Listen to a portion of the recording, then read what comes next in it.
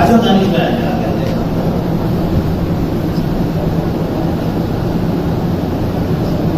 گیا تھوڑا آگے آگے ہم سب کے نفے کی بات بہت نفے کی بات ہوگی انشاءاللہ. آئیے شرط میں ایسا بیچ میں آیا دیواروں کا ساتھ نوجوان چھوڑ دے. امت سہارے کے محتاج ہو گئے اس لیے آج پریشان ہے. سہارا چھوڑو اللہ کا سہارا آگے بڑھو. ادھر سامنے آئے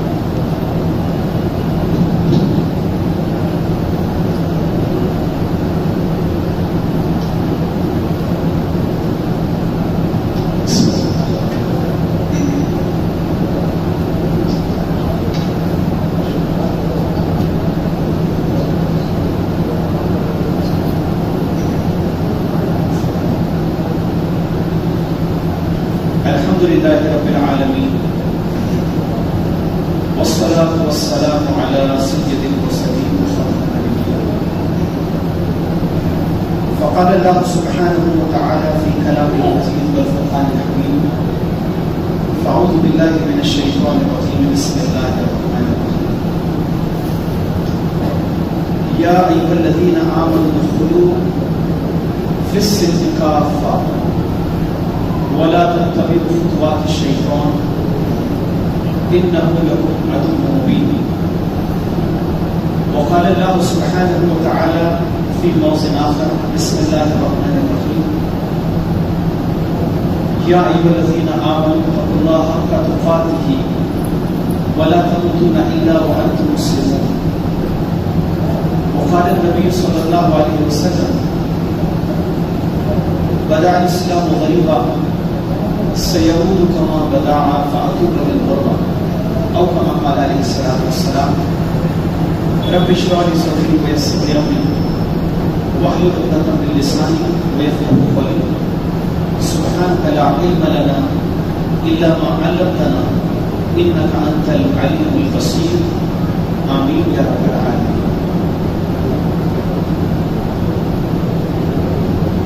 اس مجلس میں تشریف فرما حضرات علماء، قابل احترام بزرگوں، امت مسلمہ کی بہت ہی قیمتی نوجوانوں اور بہت ہی پیارے بچوں، یہ اللہ سبحانہ و تعالیٰ کا ہم سب پر بے پایا احسان ہے کہ رب کونین نے ہم تمام کو ایک مرتبہ اور رمضان کریم عطا فرمایا. اور یہ جملہ رسمی جملہ نہیں ہے، بلکہ ہر مسجد میں ہر فرد جب بھی اپنے اڑوس پڑوس میں جو نگاہیں پھیرتا ہے تو وہ محسوس کر لیتا ہے کہ ہمارے بہت سارے ساتھی جو گزشتہ رمضانوں میں ہمارے ساتھ تھے آج ان کی جگہ تو موجود ہے مگر وہ اوجھل ہو چکے ہیں. ایسے بہت سارے ہمارے ساتھی ہیں جو انہی صفوں میں انہی نشستوں پر بیٹھتے تھے. وہ بھی عبادتیں کرتے تھے، آگے آگے بڑھ چڑھ کر وہ اللہ کے دین کی مختلف خدمات میں حصہ بھی لیا کرتے ہوں گے. مگر آج ایسے بہت سارے افراد ہماری محفلوں سے نشستوں سے اوجھل ہو چکے ہیں اور وہ اللہ کی جناب میں حاضر ہو چکے ہیں. اور یہ اللہ ہی بہتر جانتا ہے کہ ہم میں سے کتنے ایسے لوگ ہیں جو آئندہ سال کا رمضان کو پائیں گے یا نہیں پائیں گے. عین ممکن ہے کہ آج ہمارا مقام یہاں پر ہے، آنے والے رمضان میں ہمارا مقام کچھ اور ہو سکتا ہے. یہ صرف اللہ ہی بہتر جانتا ہے. اور یہ غلط فہمی سے بھی ہمیں باہر نکل جانا چاہیے کہ اس دنیا میں بیمار ہی مرتے ہیں یا عمر گزارنے کے بعد ہی کچھ لوگ جاتے ہیں، بلکہ ہم تو نوجوانوں کو بھی پڑھتے ہوئے دیکھتے ہیں، چھوٹے چھوٹے بچے بھی ہم سے رخصت ہوتے ہیں. تو اللہ تعالیٰ سے دعا کرتے کہ رب العالمین جتنے بھی لوگ اس دنیا سے رخصت ہو گئے ہیں اللہ تعالیٰ انہیں درجوں کو بلند فرمائے، اور جو لوگ ہم باقی ہیں تو اللہ تعالیٰ ہمیں اسلام کی زندگی اور ایمان کی موت عطا فرمائے. یہ تو گزرنے والے لوگوں کی بات ہے، ورنہ ایسے بہت سارے لوگوں سے ہم بھی واقف ہیں، آپ بھی واقف ہو گے، جو باوجود خواہشوں کے بیماریوں کے سبب اللہ کے دروں پر حاضر نہیں ہو سکتے. ایک بزرگ کو میں جانتا ہوں، وہ روزانہ کئی مرتبہ روتے ہیں، اور اس کی وجہ یہ ہوتی ہے کہ مجھ سے میں اس قابل نہیں کہ میں مسجد تک پہنچ سکوں. اب میرے پاؤں گواہیاں دیتے ہیں، میرا جسم جواب دیتا ہے، اور وہ مسجد تک نہیں پہنچ پاتے. تو جس قدر اللہ تعالیٰ نے یہ طاقت قوت ہمیں عطا فرمائی، اس میں ہم اللہ کی رحمتوں کو اپنے گناہگار داموں میں سمیٹنے کی کوشش کریں.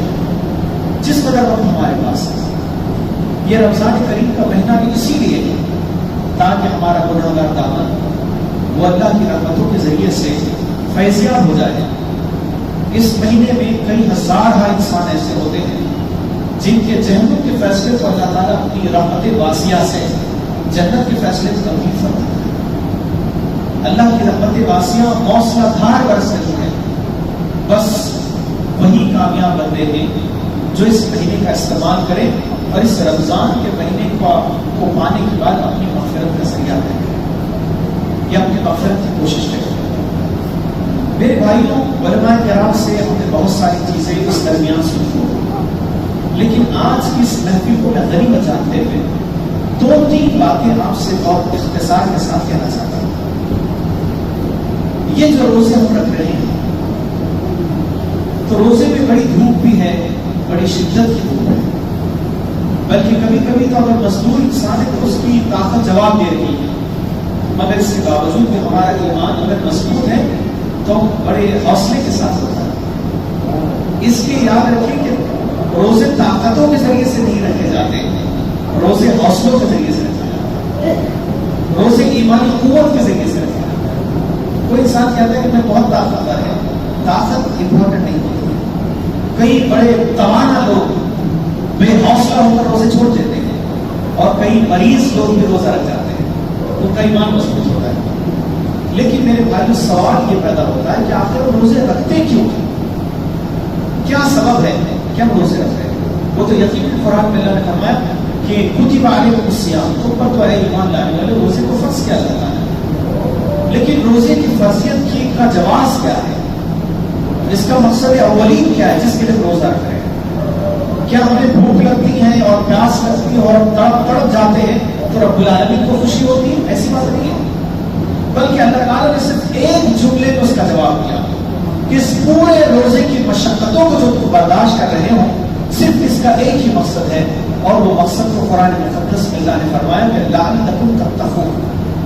اللہ تعالیٰ اس روزے کی مشقتوں کے ذریعے سے تمہارے وجود میں تقویٰ پیدا کرنا چاہتا ہے، خدا خوفی پیدا کرنا چاہتا ہے، اللہ کا ڈر پیدا کرنا چاہتا ہے. میرے بھائیوں ذرا غور کیجیے کہ ہم نماز بھی تو پڑھتے ہیں، ہم زکات بھی تو دیتے ہیں، ہم حج بیت اللہ بھی تو کرتے ہیں، کتنے ہی نیک کام کرتے ہیں، مگر وہ سارے کاموں کو تقوی سے وابستہ نہیں کیا گیا. کیوں نہیں کیا گیا؟ آپ نماز پڑھتے ہیں تو آپ کی گلی کے سارے لوگ آپ کو نماز کہتے ہیں بڑے متقی آدمی بھائی، ہماری گلی کے نماز آتے ہیں. آپ صدقہ خیرات کریں تو لوگ آپ کو بڑا غنی انسان کہتے ہیں کہ بڑے اللہ والے، آپ اللہ کے راستے میں خرچ کرتے ہیں. آپ اگر حج کر لیں تو پھر ایک ٹائٹل بھی ہمارے ساتھ ہوتا ہے. لیکن روزے کی عبادت میرے بھائی کو ایسی عبادت ہے کہ جس کا علم صرف اللہ کے سوا کسی کو نہیں ہوتا. میں کہوں کہ میرا روزہ ہے، آپ کو یقین کرنا پڑے گا. میں کہوں کہ میرا روزہ نہیں ہے، تب بھی آپ کو یقین کرنا پڑے گا. یہ وضو خانوں پر جو 50 لوگوں نے ابھی وضو فرمائے، ایک کے بازو میں ایک کے پیچھے 4 لوگ کھڑے ہیں انتظار میں. آپ وضو کر رہے ہیں، وضو میں کلی کر رہے ہیں.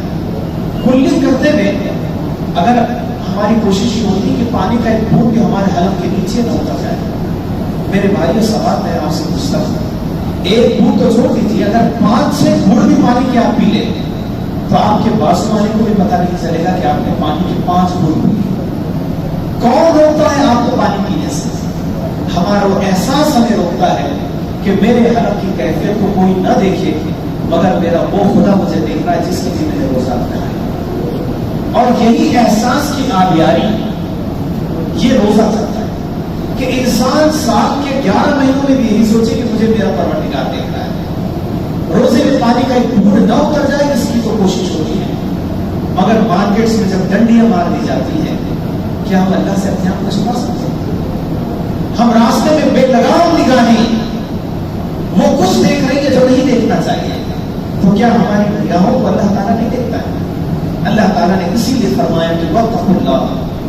ان اللہ خبیر بما تعملون، اے انسان اس خدا کی آنکھ سے، رب العالمین کی آنکھوں سے ڈر جس کی آنکھوں سے آپ اپنے آپ کو ایک سیکنڈ تو کیا نینو سے بھئی افسوس یہ ہے کہ ہم علم کے میدان میں آگے، تعلیم کے میدان میں آگے ہو جائیں گے، سب مسئلہ ہو جائے گا. نہیں، کچھ لوگ تعلیم کو مسئلے کا حل سمجھتے ہیں، کچھ لوگ سمجھتے ہیں کہ امت مسلمہ فی نفسہ غریب ہے، ہمارے پاس دولت نہیں ہے، ہمارے پاس حکومت نہیں ہے، ہمارے پاس فلاں اور فلاں چیز نہیں ہے.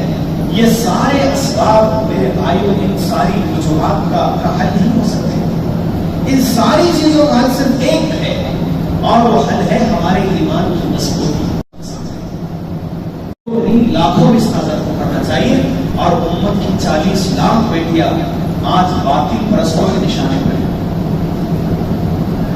کیا سبب ہے کہ جس میں امت مسلمہ کی بیٹیاں یہ مضبوط اسلامی دلوں کو چھوڑ کر باطل گھرانوں میں جا رہی ہیں؟ میرے بھائیوں، اس کی بھی بڑی وجہ ہے کہ ہم نے ہمارے گھروں میں ہر چیز کا خوف اپنی اولادوں کو دلایا ہے، مگر ہم اللہ کا خوف نہیں دلاتے.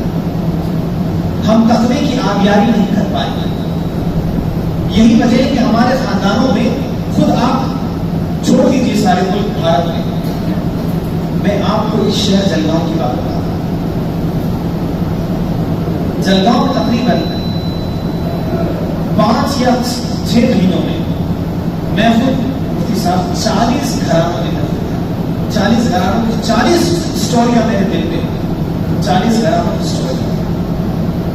وہ 40 گھروں میں خود آ رہا ہے نا واٹس ایپ پہ، فلاں کا ایڈریس بھی آ رہا ہے، وہ فلاں بھاگ رہی ہے، اور ہم یہ دیکھ کر کیا کر رہے ہیں؟ یہ اگر آ رہا ہے آپ کے موبائل پر آیا کہ فلاں مسلمان لڑکی فلاں کے ساتھ فلاں محلے میں فلاں تاریخ کو بھاگے گا، تو ہم نیکی کس کو سمجھتے ہیں؟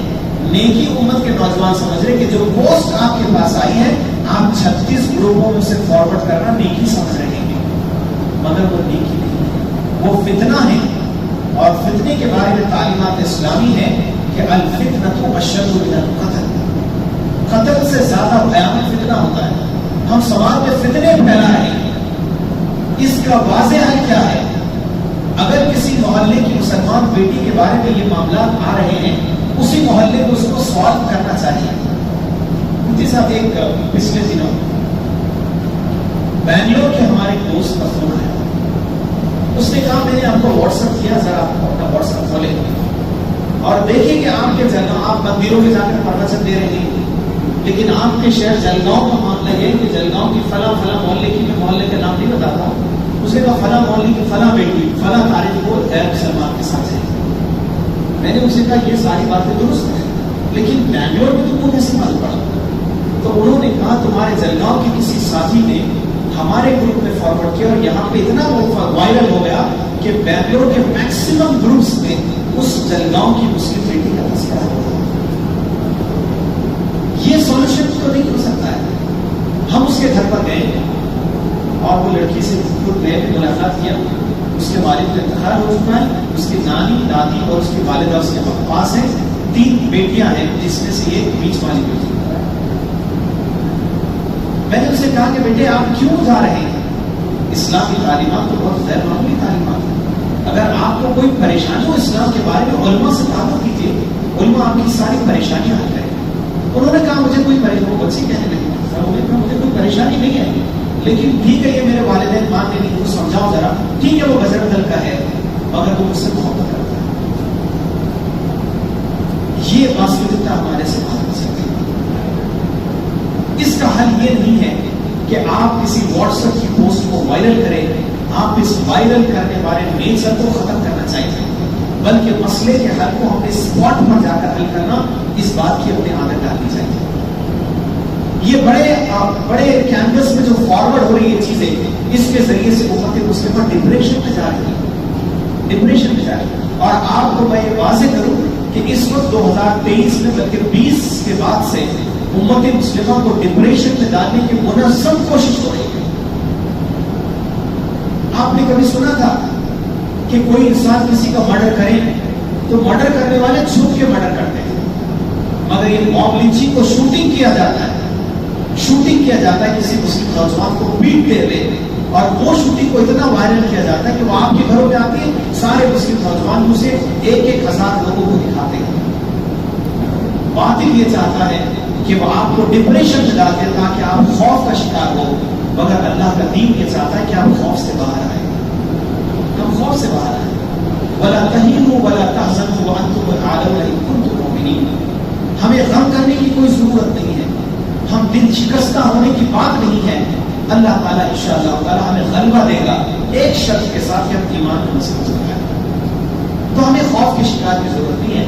تو یہ ماڈرن طریقوں کو ہمیں سمجھنا چاہیے کہ باطل کے نئے نئے نت نئی پالیسیز یہ ہمیں جاننے کی کوشش کرنی چاہیے۔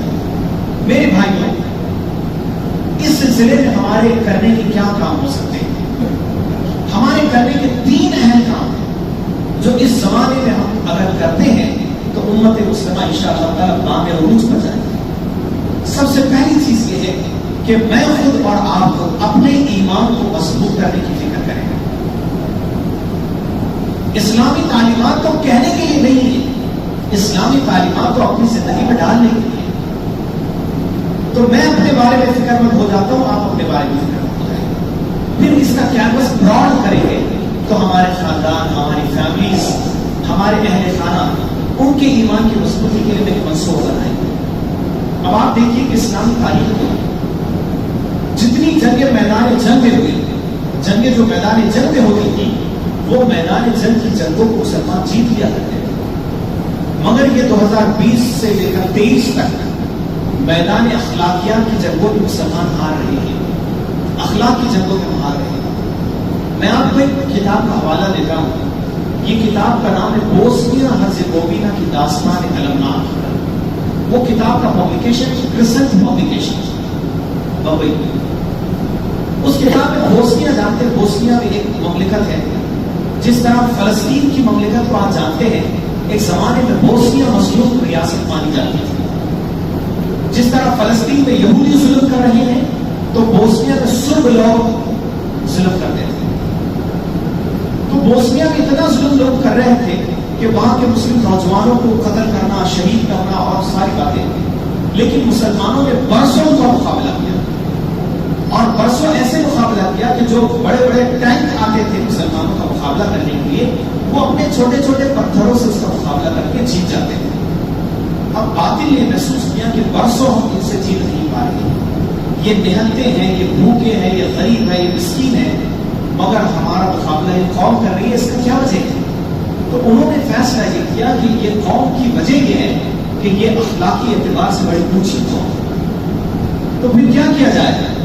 تو باطل نے منصوبہ بنایا کہ ان کے اخلاق کو کمزور کرنے کا پلان کیا جائے۔ اس کتاب میں لکھا ہے کہ بوسنیا کے بارے میں انہوں نے لکھا کہ بوسنیا میں بڑے بڑے فلم تھیٹر کو قائم کیا جائے، ان فلم تھیٹروں میں ننگی فلمیں دکھائی جائے، اور یہاں فلمیں انگریزی میں کہتے ہیں nude culture, to spread the nude culture in Muslim society. انہوں نے یہ پلاننگ کیا اور وہاں پر اوریا تصویریں آویزاں کی گئی، ننگی فلمیں دکھائی گئی، اور اس کتاب میں لکھا ہے کہ صرف 7 برسوں میں امت مسلمہ کے نوجوان جن سے مساجد بھری ہوتی تھی، اب یہ مساجد خالی اور فلم تھیٹر آباد ہو گئے۔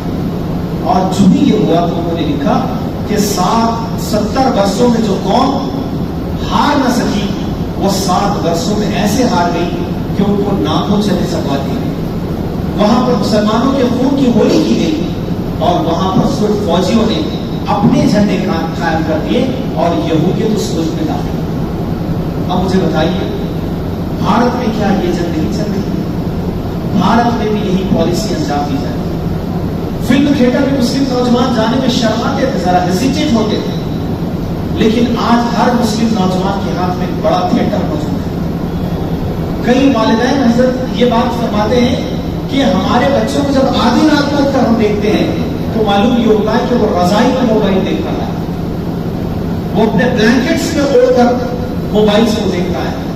میں ایک بات آپ سے ایک سوال کرتا ہوں، اشارے میں بولتا ہوں، آپ انڈرسٹینڈ کیجیے۔ آپ علماء سے یہ بات پوچھیں کہ نماز کے جو فرائض کیا کیا ہے؟ آپ جب نماز کے لیے تشریف لاتے ہیں تو یہ تو اصول ہے نماز کے کہ ہمارا جسم پاک ہونا چاہیے، صحیح بات ہے؟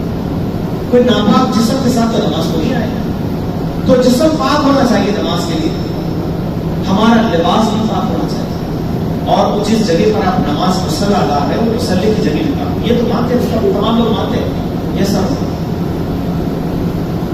مجھے بتائیے میرے بھائی, وہ مسلم نوجوان جس کا جسم بھی پاک ہو, جس کا لباس بھی پاک ہو, جس کی نماز کی جگہ بھی پاک ہو, مگر اس کے جیب میں جو موبائل ہے اس کی گوگل ہسٹری کو دیکھا جائے تو اتنی ناپاک ہوتی ہے کہ اس ناپاک موبائل کے ساتھ اللہ کا آپ سامنا کر سکتے ہیں؟ مجھے بتائیے وہ آنکھیں اللہ اور اس کے حبیب کا دیدار قیامت کے دن کیسے کریں گے جو آنکھوں میں دن کے اجالے اور رات کے اندھیرے میں وہ سب کچھ دیکھ رہا ہے جو نہیں دیکھ سکتا. اس لحاظ سے ایک بڑے صوفی ہے, وہ فرماتے ہیں کہ اس زمانے میں اگر آپ ولایت چاہتے ہیں, آج کے نوجوان اللہ کے ولی بننا چاہتے ہیں, تو سب سے پہلے انہیں اپنی نظروں کی حفاظت کرنی چاہیے. آپ اپنی نظروں کی حفاظت کریں. جو مولانا محترم نے فرمایا صاحب پہلے شروع میں, آپ اپنی آنکھوں کی حفاظت کریں, اللہ تعالیٰ آپ کو اپنی ولایت عطا فرمائیں گے انشاءاللہ. قرآن مقدس میں سورہ یاسین کی 65 نمبر کی آیت اللہ تعالیٰ نے فرمایا کہ قیامت کا ایک منظر, ایک گلمسز آف قیامت. اللہ رب العالمین فرماتے ہیں کہ جب یوم القیامہ ہوگا تو کیا ہوگا. سورہ یاسین اللہ نے فرمایا الیوم نختم علی افواہہم وتکلمنا ایدیہم وتشہد ارجلہم بما کانوا یکسبون. قیامت کے دن اللہ تعالیٰ یہ کریں گے کہ تمہاری زبانوں پر کفر چڑھا دیں گے, تالے لگ جائیں گے, لاک ہو جائیں گے زبانیں, ان لاک کا کوئی آپشن نہیں ہوگا. وہ تکلمون ایدیہم, تکلم کہتے ہیں کلام کرنا, بات کرنا, تکلمون ایدیہم کہتے ہیں ہاتھ. وہ تکلمون ایدیہم, اللہ تعالیٰ سے تمہارے ہاتھ بولیں گے. وہ تشہد, شہادت دینا, ارجلہم پیر, وہ تشہد ارجلہم بما کانوا یکسبون, تمہارے پیر اللہ کے سامنے گواہی دیں گے تم نے دنیا میں کیا کیا تھا. اب ذرا آج یہ انداز کیجیے کہ ہماری زبانوں پر تالے لگے, اب ہمارے ہاتھ بول رہے ہیں, ہمارے پیر بول رہے ہیں, ہماری نگاہیں بول رہی ہے, تو آپ فیصلہ کیجیے یہ آپ کے باڈی آرگنس آپ کے حق میں بولیں گے یا آپ کے خلاف بولیں گے. اللہ تعالیٰ ہم سب کی حفاظت فرمائے. تو میرے بھائیوں, ہم نے اپنے ایمان کو اسٹرانگر بنانے کے لیے ایک نیا منصوبہ بنانا چاہیے تاکہ اللہ کی جناب میں جب ہم حاضر ہوں تو فرما بردار کی حیثیت سے حاضر ہوں. دوسری بات میرے بھائیوں, جو کام ہم نے کرنا چاہیے وہ کام یہ ہے کہ ہم نے اللہ کے دین سے وابستگی اختیار کرنی چاہیے. اللہ رب العالمین نے اور اس کے حبیب صلی اللہ علیہ وسلم نے جو قوم تیار کی تھی وہ بکریاں چرانے والے لوگ تھے, اونٹ چراتے تھے, وہ سمندر کے ریگزاروں سے کچھ بھی زیادہ نہیں تھے, مگر اللہ کے نبی صلی اللہ علیہ وسلم نے تربیت فرمائی, اتنی تربیت فرمائی وہ عظیم ترین کیریکٹر دنیا میں بنے. کس کے ذریعے سے تربیت فرمائی؟ قرآن میں فرمایا کہ یتلو علیہم آیاتہ ویزکیہم, قرآن کی آیتوں نے ان کی زندگیوں کو تبدیل فرمایا. میرے بھائیوں, آج ہم بھی قرآن کے حامل بننے کی کوشش کریں. ہمارا بہت بڑا مسئلہ یہ ہے کہ ساری کتابیں ہمارے دلوں میں ہیں, ہم ناولز پڑھتے ہیں, ہم فیس بک کا مطالعہ کرتے ہیں, ہم کئی پوسٹوں کو ہضم کر جاتے ہیں, مگر اللہ کے کلام سے ہمارا بڑا ڈھیلا ڈھالا اٹیچمنٹ ہے. ہم قرآن مقدس سے جڑ نہیں پائے. آپ پڑھیے سورہ جمعہ کو, تو سورۃ الجمعہ کی 5 نمبر کی آیت ہے, اللہ تعالیٰ نے ایک قوم کا ذکر فرمایا, مثل الذین حملوا التوراۃ. اللہ نے فرمایا کہ جن لوگوں کو اللہ تعالیٰ نے تورات کا حامل بنایا تھا, حامل کسے کہتے ہیں؟ جن پر اللہ تعالیٰ نے بوجھ نازل فرمایا. یہ جو حمال کہتے ہیں, حمال کو حمال کیوں بولتے ہیں؟ وہ بوجھ لیے پھرتا ہے. ایک عورت کے پیٹ میں جب بچہ ہوتا ہے تو آپ اسے حاملہ کہتے ہیں. ایک قوم جس پر اللہ تعالیٰ نے اپنا کلام نازل فرمایا وہ حامل قرآن قوم ہے. تو اللہ نے فرمایا کہ ایک ایسی قوم تھی جس پر حمل التوراۃ, اللہ نے تورات کو نازل فرمایا, مگر انہوں نے تورات کے مطابق زندگی نہ گزاری. تو قرآن نے کہا کہ کمس کے حمار یحمل اسفار, ان کی مثال حمار اپنی زبان میں ڈاکیز کو کہتے ہیں, حمار یعنی گدھے. اللہ نے فرمایا کہ ایسے لوگوں کے ساتھ گدھوں کی طرح ہو گئی کہ وہ اللہ کی کتاب کو پیچھے ڈال کے اور اس سے آگے چلنے کی کوشش کرتے ہیں. میرے بھائیوں, ہم نے بھی آج یہ فیصلہ کرنا چاہیے کہ انشاءاللہ تعالیٰ قرآن کی رموز کو حاصل کرنے کی کوشش کریں, قرآن کے مطابق زندگی گزارنے کی کوشش کریں گے. اور قرآن کو جب ترتیب سے پڑھتے ہیں, آپ کے پاس الحمدللہ بڑے قیمتی افراد آپ کے محفلوں میں ہیں, ہم ان کا وقت حاصل کریں, لوگوں کے اپوائنٹمنٹ تو بڑے بڑے لیڈرز کے لیتے ہیں، ہم ہمارے علماء کا اپوائنٹمنٹ نہیں لے پاتے. اچھا وہ اپوائنٹمنٹ دیتے بھی فری اویلیبل ہوتے ہیں، فری اویلیبل ہوتے ہیں. آپ وقت لیجیے علماء کرام اور سیکھیے کہ اللہ تعالیٰ قرآن میں کیا کہتا ہے. صاحب میں کیرلا گیا تھا دوسرے دن، تو کیرلا میں لوگ ملیالی بولتے ہیں، ملیالی ان کی مدر ٹنگ ہے، اور انگریزی بولتے ہیں ان کی اسکول کی زبان، مگر اس کے ساتھ ساتھ وہ عربی بھی بولتے ہیں. مجھے تو زیادہ عربی نہیں آتی، مگر جو یعنی چائے پانی کے لیے چل سکتی، استعمال نہ سکتی اتنی. میں وہ بچہ سے ملا، وہ بچے کو انگریزی نہیں آتی. اس نے کہا ملیالی میں بات کرو، either you speak in Malayali اور عربک. تو میں نے کہا ملیالی تو نہیں آ سکتے، ہم عربی سے کام چلاتے ہیں.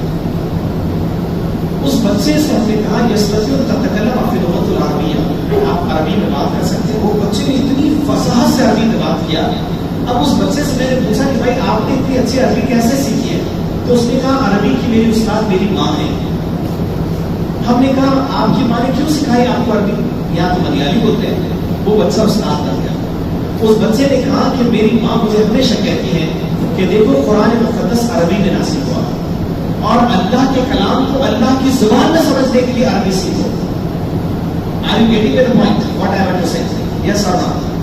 آپ سمجھ رہے میری بات؟ نوجوانوں آپ کو بول رہا ہوں، دیگر لوگوں کو نہیں. میں بول رہا ہوں اردو میں، لیکن اگر آپ اردو نہیں جانتے ہیں تو اگر میں ملیالی بولوں تو ایک ٹرانسلیٹر کھڑا ہوگا. وہ ٹرانسلیٹر کہے گا یہ صاحب فرما رہے ہیں، اور کچھ باتیں حذف بھی ہو جائیں گی. جو میں کہوں گا وہ کیفیت نہیں آ پائے گی. وہ نوجوان بچہ کہہ رہا تھا، 7ویں کلاس کا بچہ ہے وہ، اس نے کہا کہ میری والدہ نے مجھ سے کہا کہ اللہ کے کلام کو اللہ کی زبان میں سمجھنے کے عربی سیکھو. ہمیں بھی سیکھنا چاہیے، آپ کے پاس تو چاہیے تھوڑا کم موجود ہے. آپ کو انشاءاللہ یہ بہت بہترین طریقے سے آپ کو تیار کریں گے. میرے نوجوان بھائیوں میں آپ سے کہہ رہا ہوں کہ دنیا کے سارے علوم اگر آپ کے پاس موجود ہے اور اللہ کے دین کا علم آپ کے پاس نہیں ہے تو دنیا میں ہم سب سے بہترین انسان ہیں. ساری دنیا کے علوم و فنون ہمارے پاس ہے. تو بڑے ذمہ دار بھی اپنی اولاد کو اس بات کے لیے تیار کریں. یہ بڑے دکھ کی بات ہے کہ کسی کے باپ کا انتقال ہوتا ہے اور اس کی باپ کی نماز جنازہ کوئی اور پڑھاتا ہے. ہونا تو یہ چاہیے کہ اس باپ نے اپنے بچے کو تیار کرنا چاہیے کہ اگر میں مر جاؤں تو میرے جنازے کے سامنے تم نے کھڑے ہو کر میری نماز جنازہ پڑھانے مستحب ہے. یہ مستحب ہو گئی، مگر ایسا نہیں ہو پاتا. ہم اپنے اولاد کو تیار کریں کہ بیٹے دیکھو وہ جو دکان میں نے شروع کی تھی اب میں پورا ہو گیا، اس کو برابر سنبھال لینا، اس کو یہ سنبھال لینا. وہ ساری دنیا کی دولتیں اس کے سپرد کر رہی ہیں مگر اب اللہ کا دین اس کے سپرد نہیں کر پائے. اور یہی اولاد قیامت کے دن ہمارے لیے وبال جان ثابت ہو سکتی ہے. تو اس لحاظ سے میں آپ سے کہنا چاہ رہا ہوں کہ قرآن کے مطابق ہم زندگی ڈھالنے کی کوشش کریں. اور تیسری بات ہم آپ سے کہنا چاہ رہے ہیں کہ اسلام کے لیے فنائیت کا جذبہ ہم پیدا کریں. دیکھیے ابھی بدر کا موقع 5-7 دن پہلے جنگ بدر کا موقع آپ لوگوں نے سنا ہے، اس کی بڑی داستان ہم نے سنی. فنائیت اسلام کے لیے کیا ہوتی ہے؟ میں اسلامک ہسٹری کا ایک ایپیسوڈ آپ کو سناتا ہوں. اسلامی تاریخ کا غیر معمولی باب. اللہ کے نبی صلی اللہ علیہ وسلم بدر کی صفیں تیار کر رہے ہیں اور صفیں بناتے وقت میں اللہ کے نبی صلی اللہ علیہ وسلم گنگنا رہے ہیں خطاب کرتے کرتے سورہ آل عمران کی آیت مبارکہ. وہ آیت کون سی؟ قرآن مقدس کی آیت جس میں اللہ نے فرمایا وَسَارِعُوا إِلَىٰ مَغْفِرَةٍ وَجَنَّةٍ عَرْضُهَا السَّمَاوَاتُ وَالْأَرْضُ أُعِدَّتْ لِلْمُتَّقِينَ. اس کا ترجمہ یہ ہے کہ اللہ تعالیٰ فرماتے ہیں کہ دوڑو، سبقت کرو، کمپیٹ کرو، مقابلہ کرو اللہ کی مغفرت کے لیے اور جنت کے لیے جس کا طول اور زمین و آسمان کے برابر ہے. سارے لوگ سن رہے ہیں. ایک صحابی رسول کھڑے ہیں، حدیث میں ان کے بارے میں ملتا ہے کہ اس حالت میں کھڑے کہ ان کے ہاتھ میں کھجوریں ہیں اور ایک کھجور ان کے منہ میں جانے ہی والی تھی. وہ جیسے ہی سنتے اللہ کے نبی صلی اللہ علیہ وسلم سے تو کہتے ہیں باقی باقی، عربی میں کہتے ہیں واہ واہ کیا بات ہے. عام طور پر کسی شاعر کی شاعری کو سن کر جب مدہوش ہو جائے تو کہتے ہیں واہ باقی باقی کیا بات ہے. سارے لوگ کہتے ہیں کہ تم باقی کیوں کہتے واہ واہ؟ انہوں نے کہا میں نے میرے حبیب سے سنا ہے کہ جنت بہت عظیم ہے. اب وہ اللہ کے نبی صلی اللہ علیہ وسلم سے پوچھتے اللہ کے نبی صلی اللہ علیہ وسلم اگر بدر میں شہید ہو جاؤں تو مجھے کیا ملے گا؟ تو کہا وہی جنت ملے گی جس کا وعدہ اللہ نے فرمایا. اب وہ کیا کرتے ہیں؟ وہ اپنے ہاتھوں کی کھجوریں پھینک دیتے ہیں اور یہ جملہ تاریخ میں ملتا ہے کہ وہ کہتے ہیں کہ اب دنیا میں میں کھجوریں نہیں کھاؤں گا انشاءاللہ تعالیٰ، میں شہید ہو کر جنت میں کھجوریں کھاؤں گا۔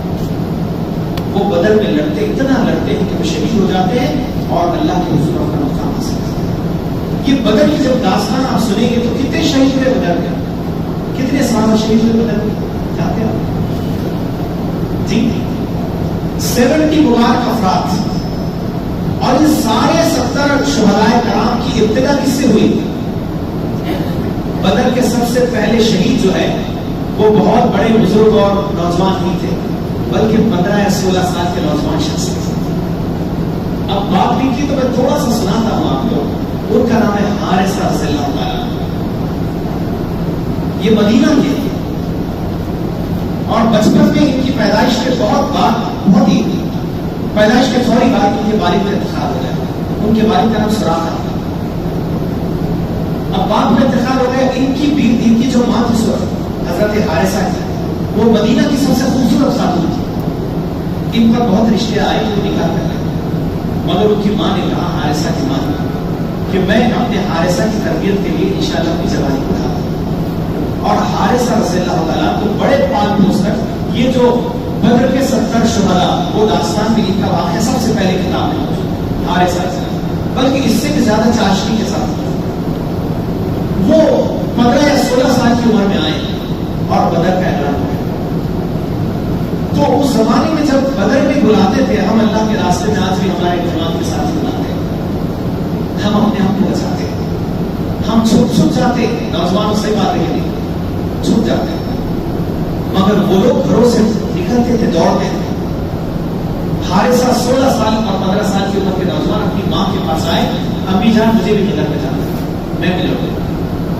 عمر کو دیکھتے ماں انکار کرتی، 1 2 3 دن انکار، تیسرے دن بدر کی فوج نکلنے والی تھی۔ اب ماں نے وعدہ کیا کہ حارثہ تم بہت چھوٹے ہو، دل تو نہیں چاہتا کہ تم کو بھیجے، مگر میں ایک شرط کے ساتھ تمہیں بدر کا فوجی بنانا چاہتا ہوں۔ حارثہ کو اچھل گئے، کہا کون سی شرط ہے؟ ساری شرطیں منسوخ۔ وہ ماں پر کروڑ درود سلام۔ وہ ماں حارثہ کی ماں کہتی ہے کہ اے حارثہ، وہ شرط یہ ہے کہ کل بدر کے میدان میں جب فوج کا مقابلہ ہوگا تو مجھے یہ سننے میں نہیں آنا چاہیے کہ میرے بیٹے حارثہ نے دشمن کو پیٹ دکھائی۔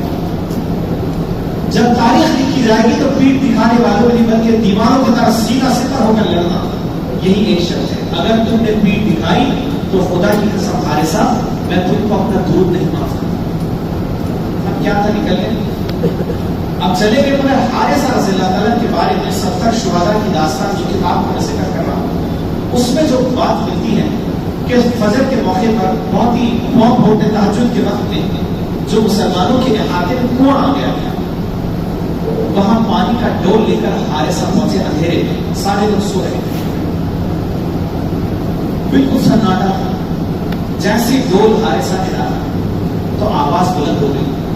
مسلمانوں کے فوجی جو درختوں پر چھپ کر بیٹھے تھے، انہوں نے انداز سے تیر مارا، یہ سوچ کر کہ کئی دشمن ہمارے کنویں پر تو حملہ آور نہیں ہو گئے۔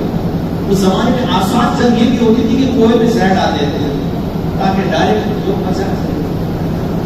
جیسے تیر داغے، وہ کیا تھا کہ تیر حارثہ کے گلے سے باہر رضی اللہ تعالیٰ۔ انہوں نے کلمہ توحید کی صدا بلند کی اور اللہ کو کہا، سارے صحابہ دوڑ کر آئے کہ تو اللہ پر ہمارا آدمی ہے۔ جب دیکھا تو انہوں نے دیکھا کہ بدر کے میدان میں بدر کی تاریخ کا پہلا شہید حضرت حارثہ سے۔ اب وہ جب ساری واقعہ تو آپ کو معلوم ہے، پھر جب کوئی فلاں ہوا، ساری باتیں ہوئی، ایک کے اوپر ایک آئے، جب فتح ہو گئی۔ اب مدینہ میں ساری فوج لوٹ رہی ہے، تو کچھ چھوٹے چھوٹے جو بچے تھے وہ آگے بھاگتے بھاگتے آگے چلے گئے۔ اب کیا تھا، حارثہ کی ماں کو حارثہ کا انتظار کر رہی۔ اب وہ ماں کہتی ہے کہ سارے لوگ آ رہے، میرا حارثہ کہاں ہے، میرا خوبصورت بیٹا کہاں ہے۔ اب وہ بچے تھے، انہوں نے کہتے کیا کہنا آپ کو، حارثہ تو ضائع ہو گئے، وہ بدر کی جنگ میں نہیں شہید ہوئے بلکہ وہ یوں ہی ضائع ہو گئے۔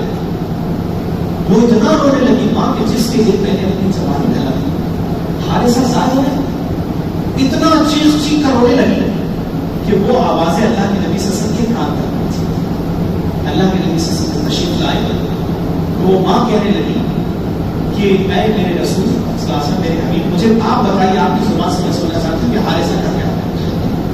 وہ کہتے کہ ہم سمجھ گئے کہ معاملہ بڑا سنگین ہے.